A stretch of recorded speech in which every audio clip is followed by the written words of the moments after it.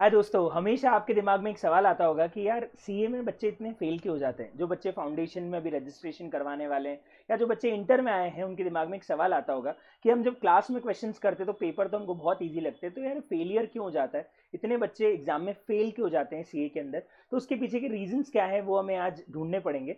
और मुझे लगता है कि एक्चुअली बहुत अच्छे अच्छे बच्चे भी फेल हो जाते हैं, क्योंकि जो आज हम डिस्कशन करने वाले हैं उसमें बहुत सारे ऐसे रीजंस हैं जिसको अगर आप कवर अप कर लिए या वो गलतियां आप ना करें तो शायद आप सी एग्जाम्स में फेल नहीं होंगे। और सबसे पहला रीजन है, आपको अपनी क्लासेस प्रॉपरली अटेंड करनी पड़ेगी।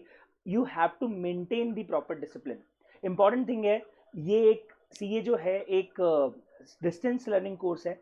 यहाँ पे कोई क्लासेस इंपॉर्टेंट नहीं है, यहाँ पे कोई अटेंडेंस इंपॉर्टेंट नहीं है। तो बच्चा हमेशा ये सोचता है कि जब मुझे क्लासेस जाना इंपॉर्टेंट है ही नहीं तो मैं क्लासेस क्यों जाऊँ। और वो पहले दिन बड़े जोरों शोरों से क्लास में आता है, वो पेन ड्राइव खरीदता है, वो यूट्यूब पे बहुत सारे चैनल सब्सक्राइब कर लेता है, सब कुछ कर लेता है, लेकिन थोड़े दिन में वो अपने ट्रैक को से बाहर हो जाता है, वो अपना रास्ता खो देता है। और उसका रीजन ये है कि एक्चुअली कोई डिसिप्लिन वो मेंटेन नहीं कर पा रहा है। तो पहली चीज, अगर आपको सीए में सक्सेस हासिल करनी है, अगर आपको सीए एग्जाम्स एक शॉट में निकालनी है, तो पहली चीज है आपको एक फोकस और डिसिप्लिन के साथ ही इस कोर्स को परस्यू करना पड़ेगा।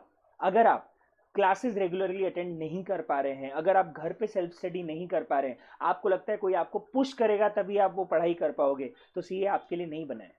सीए उन्हीं लोगों के लिए बना है जिनको पता है कि उन्हें लाइफ में बहुत कुछ करना है, उन्हें पता है कि उनको अपनी फैमिली की सिचुएशंस को सही करना है, उन्हें पता है कि उन्हें अपने फैमिली में एक एग्जाम्पल सेट करना है, उन्हें पता है कि उन्हें लाइफ में बहुत कुछ करना है। वो ही बच्चा सीए कर सकता है। और उस बच्चे को सबसे पहले पता होना चाहिए कि मेरा फोकस बहुत ही ज़्यादा इंपॉर्टेंट है। मैं कई बच्चों को देखता हूँ, इतने फोकस्ड होते हैं कि उनको ना इंस्टाग्राम, ना सोशल मीडिया, ना लड़कियां, कोई भी चीज़, मतलब लड़कियां लड़के कोई भी चीज़ डिस्ट्रैक्ट नहीं कर पाते। उनका एक फिक्स फोकस होता है कि मुझे पढ़ना है और मुझे बहुत अच्छा स्कोर करना है। मैं ये नहीं बोल रहा हूँ कि आप बिल्कुल आंख बंद करके बैठ जाओ, पूरी दुनिया भूल जाओ और सिर्फ किताबी कीड़े बन जाओ, नहीं। आपको बैलेंस तो करके चलना पड़ेगा, but you can not lose your focus. आप अपना फोकस लूज नहीं कर सकते। आपको एक डिसिप्लिन है वो मेंटेन करना पड़ेगा। मैं कई बार क्लास में बात बोलता हूँ, चाहे आपके कोई रिलेशनशिप चल रहा है, चाहे आपकी फैमिली है, चाहे आपके फ्रेंड्स है, उन सबको आप बैलेंस करो, लेकिन प्रायोरिटी आपकी पढ़ाई होनी चाहिए। क्योंकि हम अगले 3 साल, आज 4 साल, जब तक हमारा सीए पूरा नहीं हो जाता, हमारा प्रायोरिटी एक ही चीज़ है कि हमें सिर्फ और सिर्फ सीए एक शॉट में निकाल के बहुत आगे जाना है।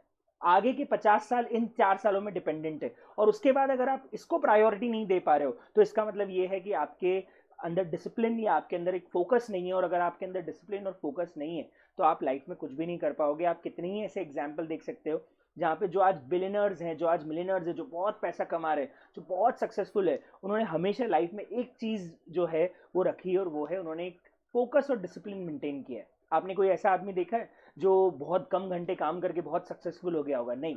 आपने कोई ऐसा आदमी देखा है जो 10 अलग अलग जगह अपना मतलब पार्टीज भी अटेंड कर रहा है और साथ में दोस्तों के साथ भी घूम रहा है और सब कुछ कर रहा है और उसके बाद वो बहुत सक्सेसफुल हो गया? जी नहीं। एक्चुअली आपको सक्सेस चाहिए तो you have to be very focused, otherwise आप एग्जाम में कभी भी पास नहीं हो पाओगे। और इसीलिए आपको एक इंपॉर्टेंट फैक्टर पे काम करना पड़ेगा, वो है डिसिप्लिन। दूसरा और क्या रीजन हो सकता है सर? चलो सर, मैं तो क्लासेस रेगुलरली अटेंड कर रहा हूँ, और क्या रीजन हो सकता है जिस कारण से मैं हमारी एग्जाम्स के लिए तैयार नहीं हूँ? आपको बहुत सारी प्रैक्टिस करनी पड़ेगी। बच्चे क्या करते हैं, बच्चे सीधे सोचते हैं कि यार मैं पढ़ाई कर लूंगा और एग्जाम जाके दे लूंगा। ये कुछ ऐसा हो गया कि आपने बैट बॉल हाथ में लिया, 2-4 बॉल खेली और बोला चलो मुझे इंटरनेशनल मैच खेलना है, मुझे इंटरनेशनल मैच खेलने दो। ऑफ कोर्स आपको ग्रेजुअली धीरे धीरे ही आगे बढ़ना पड़ेगा। आपको पहले रणजी खेलनी पड़ेगी, आपको बहुत सारी नेट प्रैक्टिस करनी पड़ेगी, फिर आप T20 खेलोगे, आईपीएल खेलोगे, फिर आप इंटरनेशनल टीम में जाओगे, है ना? वैसे ही आपको यहाँ पे भी ध्यान रखना है। आप ऐसा नहीं कर सकते कि पढ़ाई की और एग्जाम में जाके आपने फोड़ के आ जाएंगे, नहीं हो पाएगा। समझना पड़ेगा, नेट प्रैक्टिस बहुत जरूरी है। बच्चे अपने आप के इवैल्यूएशन से डरते हैं। बच्चों को ऐसा लगता है कि अगर मैंने टेस्ट दिया और मार्क्स नहीं आया तो मैं डिमोटिवेट हो जाऊंगा। भाई, अपने आप को रिव्यू किए बिना तू कैसे आगे बढ़ेगा? आपको अपने आप को रिव्यू तो करना ही पड़ेगा, आपको अपने आप को सेल्फ इवेल्युएट तो करना ही पड़ेगा। और इसीलिए एक इंपॉर्टेंट चीज है, आपको बहुत सारी प्रैक्टिस करनी है। आप रेगुलर होमवर्क कीजिए, आप जितने टेस्ट हो रहे हैं वो प्रॉपरली दीजिए, मॉक टेस्ट प्रॉपरली दीजिए। मैं फिर बोल रहा हूँ, marks are not that important. आपने एफर्ट लगाया है, आपने प्रॉपर पढ़ाई की है और आपने जाके उस टेस्ट को प्रॉपरली दिया है, आपने मॉक टेस्ट प्रॉपरली दिया है, ये इंपॉर्टेंट है। उसके मार्क्स कितने आए हैं वो अभी इंपॉर्टेंट नहीं है, क्योंकि जितनी गलतियां करनी है आप मॉक टेस्ट के अंदर, टेस्ट पेपर्स के अंदर, अपने रिवीजन में, प्रैक्टिस में कर लेना, ताकि एग्जाम तक आपके पास गलतियां करने को ही ना बचे। और इसीलिए इंपॉर्टेंट चीज है, you have to do a lot of practice. आप अपने आप को रिव्यू करने से डरना बंद कीजिए। अपने आप को रिव्यू नहीं करोगे आप तो कभी आप लाइफ में ग्रो ही नहीं कर पाओगे। आपको लाइफ में ग्रोथ चाहिए तो आपको अपने आप को थोड़े थोड़े समय में रिव्यू करना पड़ेगा, सेल्फ इवेल्युएट करना पड़ेगा, आपको चेक करना पड़ेगा कि आप कितने पानी में हो। अगर आपको लगता है कि आप अपने ट्रैक से लूज हो रहे हो तो समय है, आप अभी भी उस चीज पे वर्कआउट कीजिए, उस गलती को देखिए जिस कारण से आप अपने आप को फोकस नहीं रख पा रहे हो, डिसिप्लिन नहीं मेंटेन कर पा रहे हो, आप प्रैक्टिस नहीं कर पा रहे हो, उस चीज को सॉल्व करना बहुत जरूरी है। And that's why you have to do a lot of practice. Test properly दीजिए, मॉक टेस्ट प्रॉपरली दीजिए, पास्ट एग्जाम क्वेश्चंस की प्रैक्टिस कीजिए, नए नए क्वेश्चंस उठा के प्रैक्टिस करना चालू कीजिए और डरना बंद कीजिए कि नहीं आएगा तो क्या होगा। ये सीखने वाली स्टेज है। अगर आपने अभी भी ये सोचा कि नहीं आएगा तो क्या होगा, मैं कहाँ रहूंगा, मैं क्या करूंगा, तो फिर आप मान के चलिए कभी आप ग्रोथ नहीं कर पाओगे। तो आपको अच्छी ग्रोथ करने के लिए हमेशा time to time self evaluate करना बहुत जरूरी है और इसीलिए आपकी प्रैक्टिस बहुत ही बेहतरीन होनी चाहिए। तीसरी इंपॉर्टेंट चीज है जो बच्चा गलती कर देता है और वो है उस सब्जेक्ट को डिवाइड नहीं करके चलता है। एक्चुअली हमको स्कूलिंग में एक बहुत ही अच्छी चीज सिखाई गई थी और वो ये था कि स्कूल हमेशा 2-3 एग्जाम्स लेता था फाइनल एग्जाम्स के पहले। वो 3 मंथली एग्जाम्स भी कई सारे स्कूल्स लेते थे, फिर मिड टर्म एग्जाम्स होते थे, फिर बोर्ड्स के पहले प्री बोर्ड्स होते थे और उसके बाद फाइनली बोर्ड्स होते थे। क्या होता था उसमें, 3 मंथली एग्जाम के अंदर आपको कुछ चैप्टर्स पूछ लिए जाते थे, फिर 6 मंथली एग्जाम के अंदर बचे हुए चैप्टर्स पूछ लिए जाते थे और फाइनली आपका जो फाइनल एग्जाम या प्री बोर्ड्स होता था तब तक सारे चैप्टर्स आते थे। एक्चुअली आपको ऐसा ही डिवीजन ऑफ सब्जेक्ट आपके पूरे सिलेबस के लिए कर लेना चाहिए। हम पता है क्या करते हैं, हम एक साथ पूरा सिलेबस कंप्लीट करने की कोशिश करते हैं, फिर मॉक टेस्ट देते हैं, फिर रिवीजन चालू करते हैं, फिर प्रैक्टिस करना चालू करते हैं। ये गलत है। जैसे आपने स्कूलिंग में 3 मंथली, 6 मंथली और फाइनल एग्जाम्स दिया था, आपको अपने सीए के सिलेबस में भी ऐसा ही करना चाहिए। आपको क्या करना चाहिए, अपने सब्जेक्ट को 4 या 3 टुकड़ों में बांट लेना चाहिए और आपको मान के चलना चाहिए कि मैं 3-3 अलग अलग पार्टीशन में हमारे सब्जेक्ट को कंप्लीट करूंगा। पहले 5 चैप्टर किसी सब्जेक्ट के उठाए, उसको कंप्लीट किया, उसका प्रॉपर प्रैक्टिस किया, उसका रिवीजन किया, उसका एग्जाम दिया, उसका रिवीजन टेस्ट पेपर दिया, उसका मॉक टेस्ट पेपर दिया, उसके पास्ट एग्जाम किए। ये 5 सब्जेक्ट हट, 5 चैप्टर आपके एक सब्जेक्ट के हटे, फिर अगले 5 चैप्टर आपने इस सब्जेक्ट के उठाए। क्या होगा, अगर आप अपने सब्जेक्ट को प्रॉपरली डिवाइड करके चलोगे तो आपके लिए एग्जाम तक आपको प्रॉपरली सेग्रीगेटेड तरीके से आपका रिवीजन भी हो जाएगा, आपको एक साथ पूरा रिवाइज करने का खौफ खत्म हो जाएगा और इस चक्कर में आप जब डिवाइड करके चलोगे तो इजीली पूरे सब्जेक्ट को कवर भी कर पाओगे। तो आपको हर सब्जेक्ट को डिवीजन करके, डिवाइड करने के बाद उसकी प्रिपरेशन चालू करनी चाहिए। आपको ऐसा करना चाहिए कि जैसे आपने अकाउंट्स उठाया तो 4 सब्जेक्ट, 4 चैप्टर मैंने अकाउंट्स के किए हैं, उन 4 चैप्टर के जितने भी पास्ट एग्जाम क्वेश्चन है, उसका मॉक टेस्ट पेपर है, वो सब दीजिए। उसके बाद किसी और सब्जेक्ट के 4 चैप्टर उठा लीजिए। तो ऐसे क्या होगा, आपके पास एक इंटरेस्ट भी बना रहेगा क्योंकि मल्टीपल सब्जेक्ट्स आप कर रहे हो। दूसरी बात, आपको छोटे छोटे टुकड़ों में सब्जेक्ट को खत्म करना रहेगा, तो एक फियर खत्म हो जाएगा कि बहुत बड़ा सब्जेक्ट है। इसलिए आपको सब्जेक्ट को डिवाइड करना बहुत ही ज्यादा जरूरी है। अगला रीजन जिस कारण बच्चा फेल हो जाता है वो क्या है, बच्चा एक्चुअली डिस्ट्रैक्ट हो जाता है। ऑफ कोर्स ये एक बहुत बड़ा रीजन है। Social media, relationships, family, friends, कई चीजें हैं जो आपको डिस्ट्रैक्ट कर सकती है। कई बार मैं भी इंस्टाग्राम स्क्रॉल करता हूँ और स्क्रॉल करने के बाद देखता हूँ यार ये क्या कर रहा है, ये कर रहा है, ये क्या कर रहा है, मैं क्या कर रहा हूँ, मैं संडे को बैठ के यहाँ पे वीडियो बना रहा हूँ। तो मुझे भी बुरा लगता है, लेकिन एक्चुअली मैं उस चीज से डिस्ट्रैक्ट नहीं हो सकता। क्यों नहीं हो सकता, क्योंकि मुझे पता है मेरा फोकस क्या है। आपको भी यही चीज करनी है। इंस्टाग्राम एक ऐसी चीज है जो कि डिप्रेशन या फिर किसी भी चीज को हम बोलते हैं ना, हम लो की फील कर रहे हैं, तो उसका सबसे बड़ा रीजन सोशल मीडिया प्लेटफॉर्म है, इंस्टाग्राम है। पता है क्यों? हर आदमी अपने दिन के, अपने अपने टाइम के सबसे बेस्ट 15 मिनट आपको इंस्टाग्राम पे डाल देता है। यही करता है हर आदमी। कहीं घूमने जाएगा, अपने 15 मिनट वो बेस्ट टाइम में जो है उसका वीडियो बना के, रील बना के या फोटोज खींच के इंस्टाग्राम पे डाल देता है। होता क्या है, हम उस बंदे के उस पीरियड के 15 मिनट को देख के डिप्रेस हो जाते हैं कि यार ये लाइफ में कितना कुछ कर रहा है, इसकी लाइफ कितनी हैपनिंग है। एक्चुअली आप ये नहीं समझ पा रहे हो कि उसने वही चीजें आपको दिखाई है जो वो दिखाना चाहता है। कभी कोई अपना खराब सिचुएशन, अपना खराब टाइम, अपने खराब खराब पोजीशन, कुछ भी चीज जो उसकी लाइफ में अच्छी नहीं हो रही है, वो कभी वो इंस्टाग्राम पे फोटो की फॉर्म में नहीं डालेगा। वो हमेशा अच्छी चीज ही डालेगा। तो आप लोग उसको देख के क्यों डिप्रेस हो रहे हो? आपको ये सोचना चाहिए कि उसने अपने बेस्ट 15 मिनट डाल दिए इंस्टाग्राम पे। तो हमें भी इस चीज को सोचना चाहिए कि इंस्टाग्राम कभी भी किसी की रियल लाइफ नहीं दिखाता है। आपको बता दूं, 90% लोग अपनी लाइफ में दुखी हैं, लेकिन इंस्टाग्राम पे 90% लोग आपको खुश दिखेंगे। इसका मतलब ये नहीं कि एक्चुअली वो लोग खुश हैं, और उनको देख के हमें डिप्रेस होने की जरूरत नहीं है। आपको नहीं पता कि कोई बड़ा इन्फ्लुएंसर अगर 15 मिनट अपने टाइम के डाल रहा है तो उसके पीछे उसकी कितनी मेहनत रही होगी। किसी बंदे ने अगर वीडियो बना के रील बना के डाला है तो उसके पीछे उसकी कितनी क्रिएटिविटी रही होगी।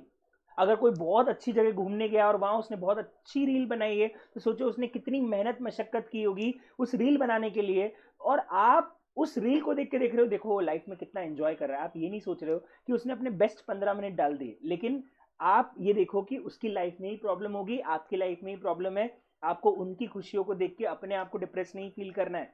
हर बंदा दूसरे की स्टोरी देख के डिप्रेस फील करता है, और हर बंदा दुखी है, चाहे वो कितना भी बड़ा इंस्टाग्राम का इन्फ्लुएंसर हो। 90% लोग मुझे दुखी दिखते हैं। तो इसलिए मान के चलिए कि कोई खुश नहीं है लाइफ के अंदर, तो आपको खुश होने के लिए वो 10% लोगों में शामिल होना पड़ेगा जो कि फोकस्ड है, डिसिप्लिन्ड है, उनको पता है कि उन्हें लाइफ में क्या करना है।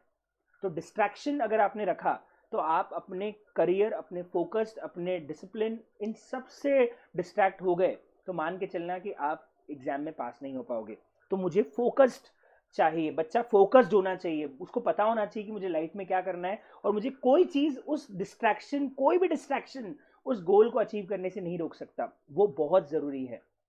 तो ये डिस्ट्रैक्शन आप अवॉइड कीजिए। अगर आपको लगता है कि आपको लिए सोशल मीडिया इतना इंपॉर्टेंट नहीं है तो प्लीज़ उसको अनइंस्टॉल कर दीजिए। आपको लगता है रील्स में आपका बहुत समय हो रहा है, आप क्रोम पे इंस्टाग्राम का शॉर्टकट डाल के इंस्टाग्राम ऐप अनइंस्टॉल कर दो, क्योंकि क्रोम पे जब आप इंस्टाग्राम का शॉर्टकट डालते हो तो वहां पे रील्स नहीं ओपन होती है, सिर्फ नोटिफिकेशंस और फीड दिखते हैं। वो आप कर सकते हो। उसके अलावा आप सोशल मीडिया से डिस्ट्रैक्ट होने के लिए मोबाइल में डू नॉट डिस्टर्ब फीचर का यूज कर सकते हो। Start reading novels, start reading some motivational stories.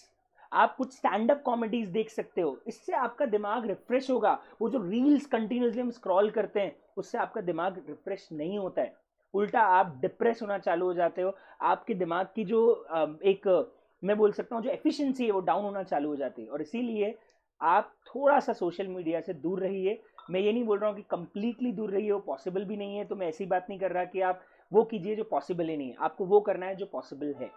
And one more thing जो कि एग्जाम में बहुत ज़्यादा ज़रूरी है, वो है आपको एग्जाम फियर से बाहर आना पड़ेगा। मैं आपको बता दूं, आपने कितनी भी 9 महीने मेहनत की है, वो जो आपके एग्जाम के 3 घंटे ना, वो आपके सबसे बड़ा डिसाइडिंग फैक्टर है। तो उसके लिए आपको अपने दिमाग को इस तरीके से ट्रेन करना पड़ेगा कि पेपर में कुछ भी हो जाए मैं अपना टेम्पर लूज नहीं करूंगा। आपको धोनी बनना पड़ेगा। आप लोगों को पता होगा महेंद्र सिंह धोनी, कितना भी प्रेशर वाला मैच हो कभी वो बंदा टेम्पर लूज नहीं करता है। वैसा पेशेंस आप लोगों को डेवलप करना पड़ेगा। और अगर आपने वैसा पेशेंस एग्जाम में डेवलप कर लिया तो मान के चलना एग्जाम में आपको पास होने से कोई नहीं रोक सकता।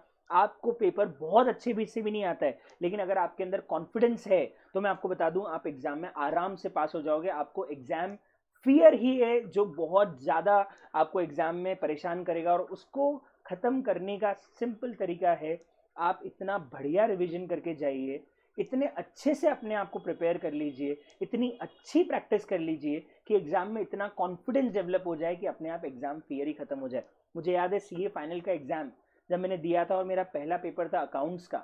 मेरा प्रिपरेशन इतना अच्छा नहीं था अकाउंट्स का, और मैंने जब पेपर दिया था तो मैं घर आके रोया था। दिवाली का टाइम था, दिवाली वेकेशन चल रही थी, मैं हॉस्टल में, आई थिंक फ्लैट या हॉस्टल था, मैं अकेला था और I was crying. I think 3 घंटे रोया हूँ मैंने मैं अपने पेरेंट्स को फ़ोन किया और बताया कि मेरा पेपर बिगड़ गया है। पेरेंट्स ने एक ही चीज़ बोली, कोई प्रॉब्लम नहीं है बेटा, तूने वैसे भी एग्ज़ाम मेरे को बाद में देनी थी, मैंने प्रीपोन अटेम्प्ट दे के एग्ज़ाम दी। उन्होंने एक ही चीज़ बोली कि अपने को क्या जा रहा है, अपन तो बाद में एग्जाम देने वाले थे, अपने तो जल्दी एग्जाम दिया, पास नहीं भी हुए तो चलेगा, लेकिन मेरे पेरेंट्स ने एक ही चीज बोली कि बाकी एग्जाम्स अच्छे से दे दे। और मैंने यही किया।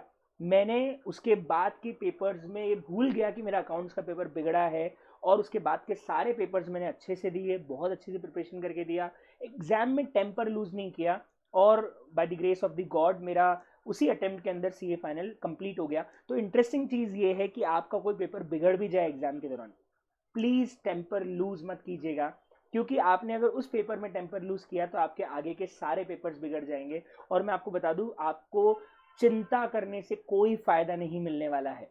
आपका जो पेपर गया वो गया। एक और चीज, प्लीज एग्जाम होने के बाद पेपर के रिव्यूज देखना बंद कर दीजिए, पेपर को डिस्कस करना बंद कर दीजिए। सबकी आदत होती है पता करना है क्या हुआ है, लेकिन आप ये नहीं सोच रहे हो कि उस चक्कर में आपके बाकी के पेपर्स बिगड़ जाएंगे। तो आपको डिस्ट्रैक्ट नहीं होना है। आपको एग्जाम देने के बाद उस पेपर के बारे में सोचना भी नहीं जो पेपर हो चुका है। जितना सोचना था एग्जाम के, जब तक एग्जाम खत्म नहीं हो रही तब तक सोच लिया, उसके बाद उसके बारे में सोचने की जरूरत भी नहीं है। अगर आपने ये 5 फैक्टर जो मैंने अभी डिस्कस किए इन पे काम कर लिया, आपने अगर डिसिप्लिन प्रॉपरली मेंटेन कर लिया, आपने अगर अच्छी प्रैक्टिस कर ली, अगर आपने एग्जाम फियर पे काबू पा लिया, अगर आपने अपने आप को डिस्ट्रैक्ट होने से रोक लिया, मैं आपको बता रहा हूं आपको सीए में कोई भी नहीं रोक सकता है।